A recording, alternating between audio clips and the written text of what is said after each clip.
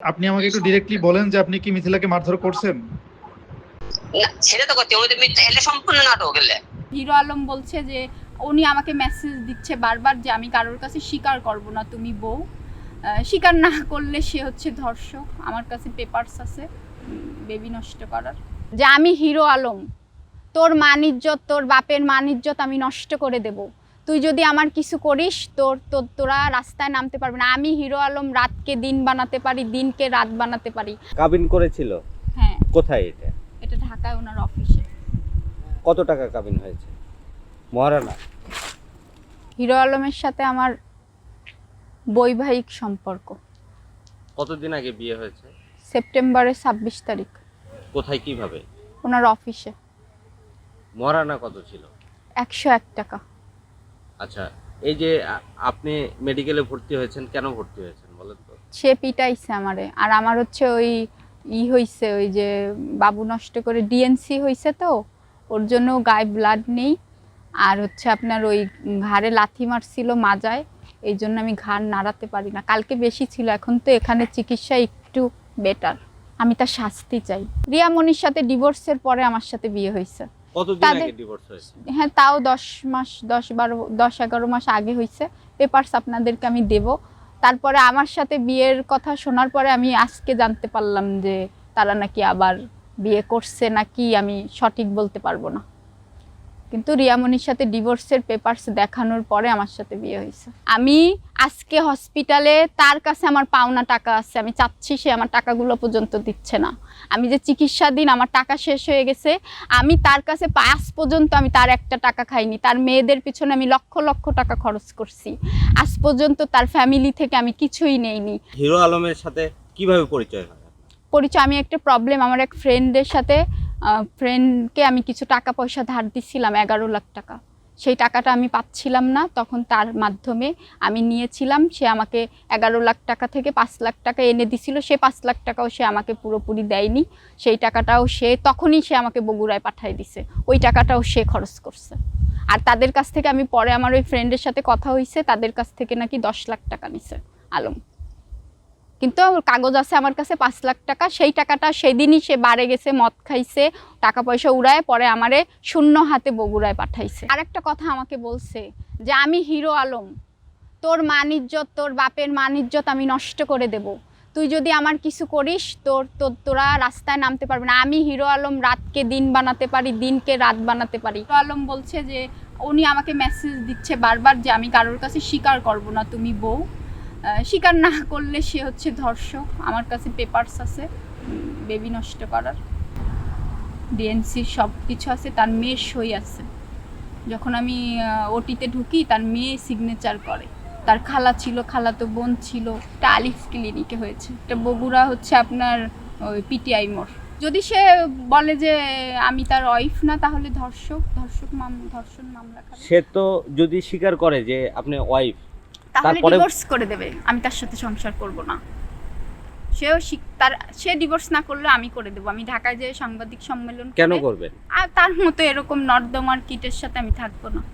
এটা আপনি আগে চিন্তা করেন? আমি বুঝতে পারিনি, আমি মিডিয়ার মেয়ে না, তো আমি তার ভালোবাসা, তার এত কেয়ারিং, তার এত ভালোবাসা, আমি অন্ধ ছিলাম। এখন তার শয়তানি চেহারাটা, তার যে মুখোশধারী চেহারাটা আমার কাছে ক্লিয়ার। আমি কোনো অবৈধ সম্পর্কে নেই, আমি বৈধ সম্পর্কে আছি। বাচ্চা 2টা নষ্ট হয়ে গেছে। সেকেন্ড বেবি নষ্টের সময় তার মেয়েকে জানানো, সে শুটিংয়ে ব্যস্ত ছিল। তার মেয়েকে বলছি, ডাক্তার আমাকে বলছে এবার যদি নষ্ট হয় তুমি বাঁচতে পারবে না, তোমার অনেক সমস্যা হবে। কিছুদিন আগেই বাচ্চা নষ্ট করছো। ওনার মেয়ের মন খারাপ, সেটা ওনারে আমি অনুমতি না নিয়ে আমি বাচ্চা নষ্ট করি। এই 3 মাস ধরে আমার ব্লিডিং চলছে। আমি এই যে 2-3 দিন আগে আলিফ ক্লিনিকে ওনার মেয়ে, ওনার খালাতো বোন আমাকে সঙ্গে নিয়ে ডিএনসি করাইছে। আমার ইনফেকশন হয়ে গেছে, পুরো রিপোর্ট আপনাদেরকে আমি দিয়ে দেব। যদি আমি বউ না হয়ে থাকি তাহলে সে ধর্ষণ করছে। সে যদি স্বীকার করে যে আমি বউ না, তাহলে সে ধর্ষক। আমাকে সে তার এলাকাবাসীর কোরআন শরীফ ছুঁয়ে আশেপাশের লোকজন বলুক যে সে আমাকে পিটায়নি, এমনকি তার মেয়ে আমার গায়ে হাত তুলছে। আমার ঘাড় উঁচু করতে পারি না। কালকে আপনি পুরো হসপিটালের ডাক্তারদের কাছে জিজ্ঞেস করেন আমার কি অবস্থা। তারপরে দরকার হলে ফুটেজ নেন। আর তার বাবাকে যে 32টা দিন আমি সেবা করছি, আমাকে এইখানে লাথি মেরেছে, মাজায় লাথি মেরেছে, অনেক মারধর করছে। এটা করছে হচ্ছে আলম করছে, আর কালকে হচ্ছে আলমের মেয়ে আমাকে গায়ে হাত দিছে, বড় মেয়ে আলম। আর এখন তারা বানাচ্ছে যে আমি নাকি গায়ে হাত দিচ্ছি, একেবারে মিথ্যা কথা। নিউরোসায়েন্স হসপিটালের প্রত্যেকটা ব্যক্তি জানে যে আমি ওই মেয়েকে কত ভালোবাসি। আর ওই মেয়ে শেষের দিকে আমার সাথে খারাপ ব্যবহার করছে, যখন দেখছে রিয়ার সাথে সম্পর্কটা বিচ্ছেদ হয়ে যাচ্ছে। যখন রিয়া ছিল তখন ওই মেয়েরা আমাকে অনেক ভালোবাসছে, যখন রিয়া চলে গেছে ওদের চাওয়া পাওয়া হচ্ছে এখন ওর বাবার জীবনে কেউ না থাকুক, ওরাই ওর বাবারে নিয়ে থাকুক, সেটা ওরা থাকুক। আমার কোনো ইচ্ছা নাই ওর বাবার সাথে সংসার করার, ওদের সাথে। ওদের রূপটা তো পরিষ্কার। তার স্ত্রী কতদিন আগে বিয়ে হয়েছিল? আমার এটা তো আমি বললাম, সে আগে স্বীকার করুক, তারপরে আমি দেশবাসীর কাছে একটাই দাবি করব যে এরকম হিরো আলম কি মানে আসবে আর আমাদের মতো মেয়েরা কি লাঞ্ছিত হবে? এদের কি কোনো বিচার হবে না? আমি বিচার চাই, আমি বিচার চাই। কাবিন করেছিল? হ্যাঁ। কোথায় এটা? এটা ঢাকায় ওনার অফিসে। কত টাকা কাবিন হয়েছে?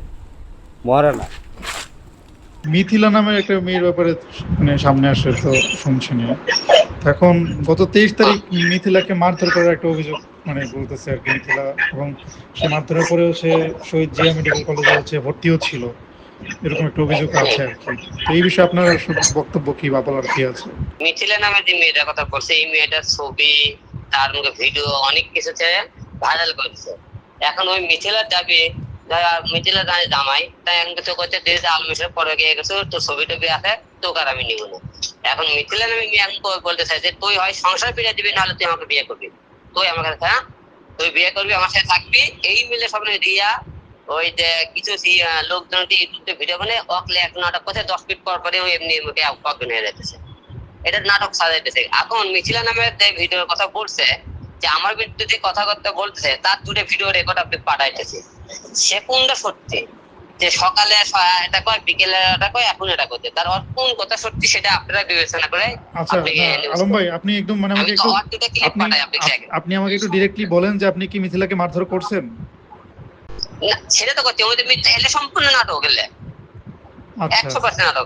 আমি 2টা ভিডিও পাঠাইতেছি, আপনি ভিডিও 2টা দেখেন। হ্যাঁ আমি দেখব ভিডিও দেখুন, দেখে তাহলে আমি দোষী হয় তাহলে আপনি শাস্তি দেবেন। আচ্ছা, আরেকটা বিষয় হচ্ছে কি আপনি কি মিথিলাকে বিয়ে করেছেন নাকি করেন নাই?